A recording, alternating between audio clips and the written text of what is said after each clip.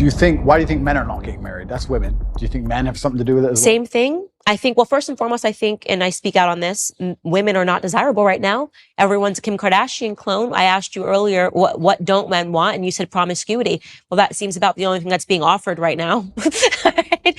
When I open my Instagram and I've got butt cheeks and I'm going, people are like, I don't understand why no one wants to, this woman's been married 4 times. I'm like, well, I can understand it, because even if men think they want it in the short term, when you see a girl, she's half naked, she looks good. Yeah, sure. You probably do want to have sex with her. I bet you're wired that way. You're hardwired that way. Yeah. But then what happens after you have sex with her and you realize that so did 20 other dudes 100%. in the same week, you don't want her. You nailed it. Women are literally being conditioned to behave like sluts. Completely. And they're also being conditioned to leave the man as soon as things get difficult. There's a lot of programming in this I don't think even many people pick up on, but women are conditioned to act a certain way before marriage, but also during marriage, men and women are conditioned differently. A lot of men find themselves very unhappy in marriage because the women have no interest at all in satisfying them, like you said, or no interest at all in their needs.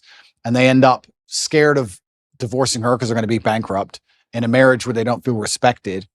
Kids don't listen to them, and they're not the king of their own household. So what would be the attraction in getting married unless you're going to be the king of your own household? And that can be extrapolated and discussed in 2 different ways. One about feminine submissiveness, but also about masculine accountability and excellence. Because I think if you're truly an excellent man, you can be the king of any household. So It's very interesting. It's kind of interesting how all arguments come back to almost the same base biological things. And you teach women to be good women, you teach men to be good men, and everything kind of works out after that. And if you break those 2 things, everything built on top of it completely degrades and breaks down.